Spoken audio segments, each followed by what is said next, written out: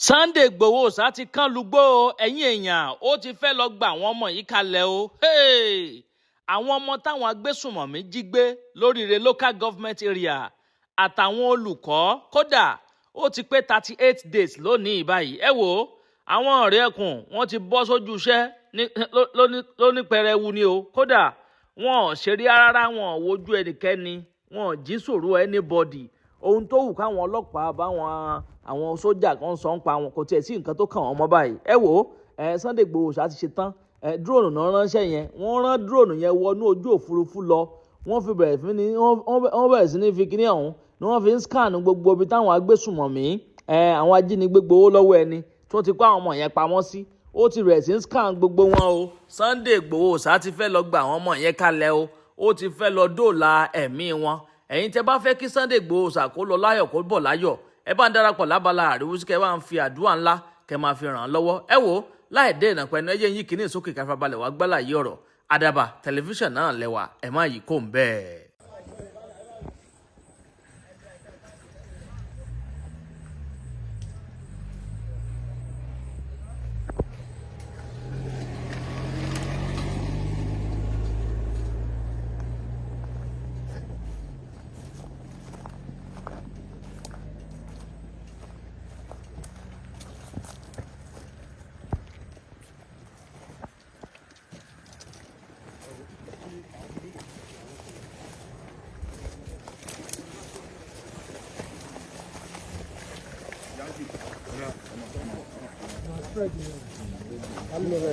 Le balance on a pris devant ici. Ibi non ni. Ibi non. Itala. Itala wa bu lo wa. Iru bi ba.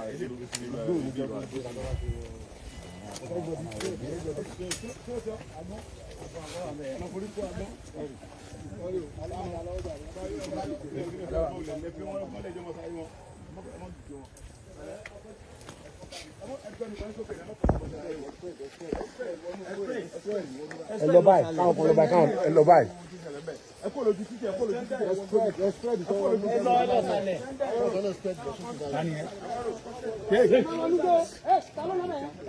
Ẹ má wọnú gbó, ẹ kò line on a straight line báyìí. Ẹ má jìnnà síra, ẹni kọ́kọ́ wà lẹ́yìn o, ẹni kọ́kọ́ wà lẹ́yìn o. Ẹ lọ sọ̀hún, ẹ lọ sàlẹ̀ lọ́wọ́ ètò bí bàbá fẹ́ kó gbó, ẹ lọ sí sàlẹ̀ lọ́wọ́. Alága ayé ọlọ́bọ̀dé sọ̀tọ̀, alága. Ẹ sà. Ẹ má jìnnà síra yín o. Àánú àwọn kan dùn mọ́tò. Síkàdà. Àwọn èèyàn wà títí. Síkàdà. Àánú wọlé. Síkàdà.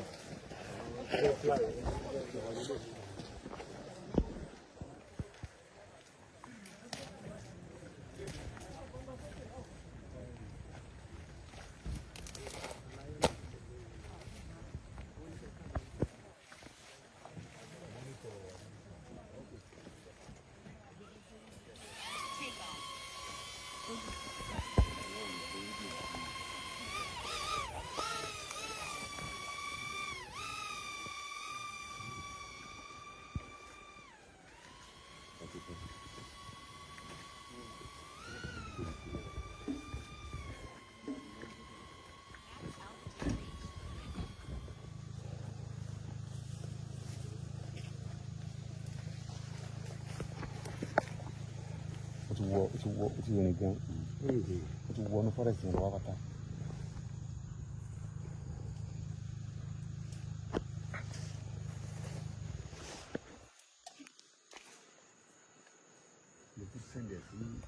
Side ilé.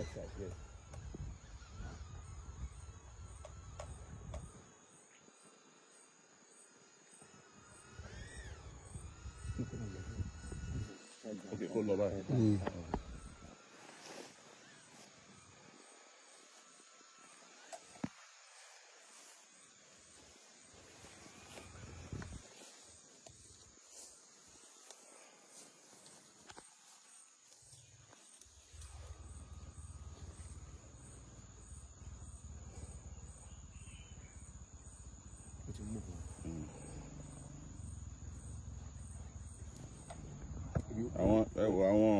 Àwọn màálù kan ló wà níbí.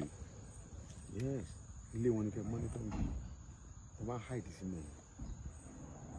Ẹ̀rí wọn èèyàn kan máa wà nínú gbó ìbáyìí tí màálù ṣe wà bẹ́ẹ̀ báyìí. Side bẹ́ẹ̀ ló wà.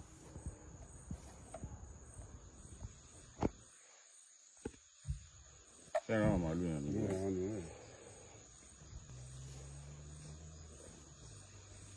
Ṣé ẹran rí wọn? Àwọn ni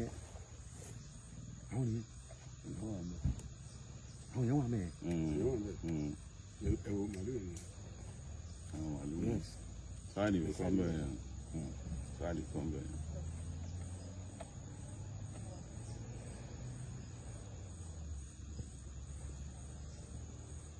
Very search around you.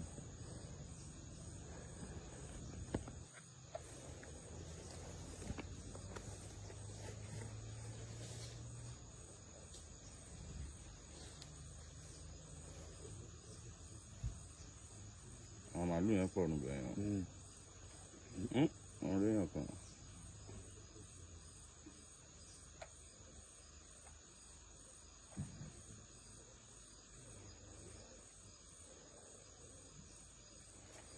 Màálù pọ̀ níbi. Bí kò. Kí ló wà mẹ́ẹ̀?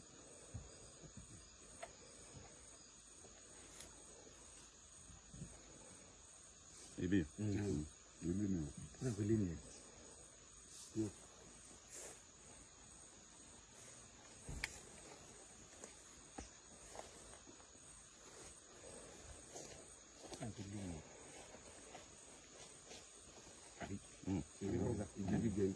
Igi tó ti bẹ̀rẹ̀.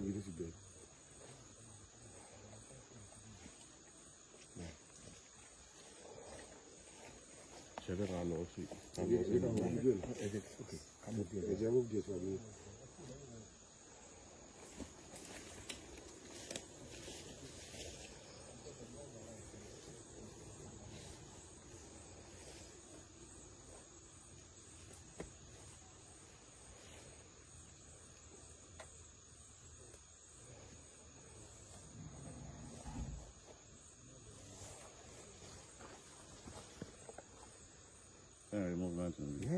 Movement wà bẹ̀ yẹn.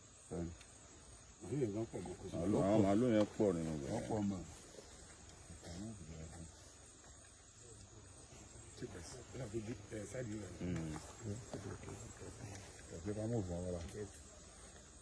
Àwọn tó spẹ̀ lọ ẹ̀kọ́ pẹ̀lú ọ̀rọ̀. Ok. Ọmọ kan rédíò wọn. Ẹ jẹ́ kí n ní kí drone padà wá pọ̀ sí torí bátìrì yẹn. Return to home. David, àwọn boys àná yẹn. Àti débẹ̀.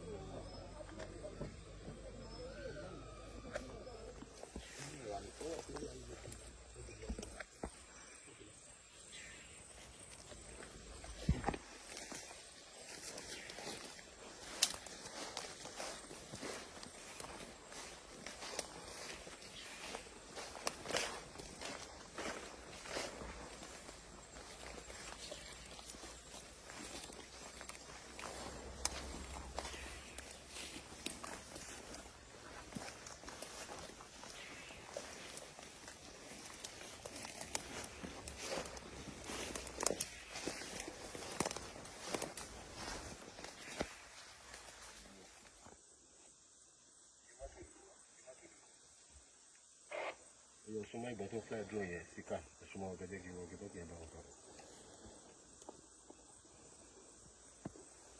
You coffee. Hello, Taiwo. Small one Sika don't fly drone here. Small okay bounce.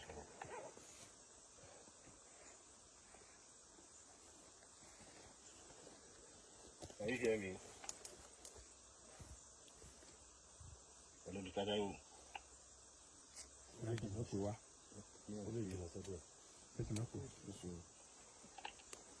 Hello.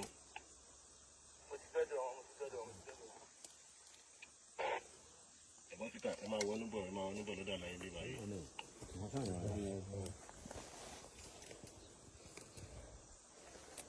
Hello, Sika. Kilo get. Yeah, so that's all in it. No, kilo get. Is there any result yet? Result, we don't see anything. There's nothing. Bẹ̀rẹ̀ pé àwọn màálù yẹn pé ṣé wọ́n. What about the cow? I think I know that. Copy that.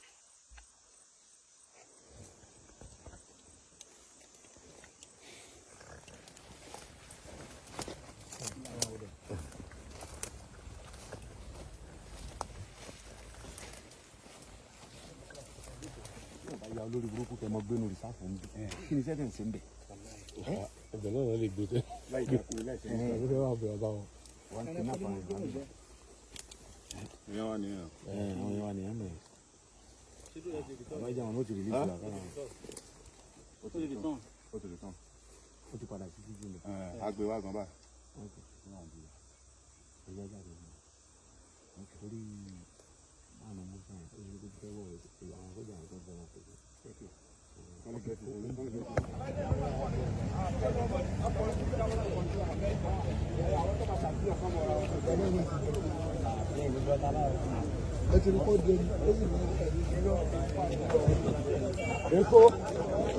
Èkó. Okay. What you want?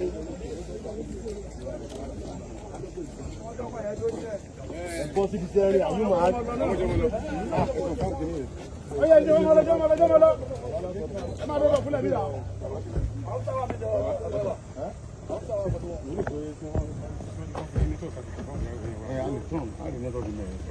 Ọyọ mọlọ.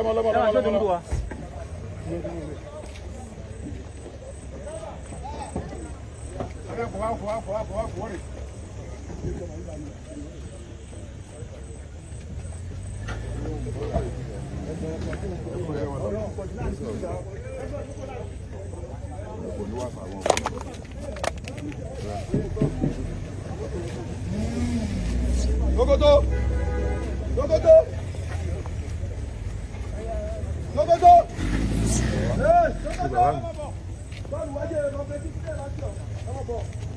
Tested and trusted kí mò ń sọ̀rọ̀ ń pa ẹ̀ capable tẹ́ bá ń gbọ́ ikú kí n pa kíre àrùn kì í ṣe kínu àwa méjèèjì la pàdé pẹ̀lú capable tajà kílà ń gbó akílà òde òjìyàn kan bábábá mi pé kíre wọn lọmọkùnrin tí ò bá lè tẹ àtẹ̀kànlẹ̀ gbọ̀ngbọ̀ngbọ̀n capable ni o ṣẹ̀kan sùn 1 minute man 2 minute man kò sí yẹn mọ́ capable lè tí a fi ewé àti egbò ṣe capable anáyàn pa ẹ̀rọ àbá obìnrin yẹn kò dẹ̀ sí side effect kankan ewé àti egbò la fi ṣe capable by the way ó yà kó di capable gbà kan jẹ́.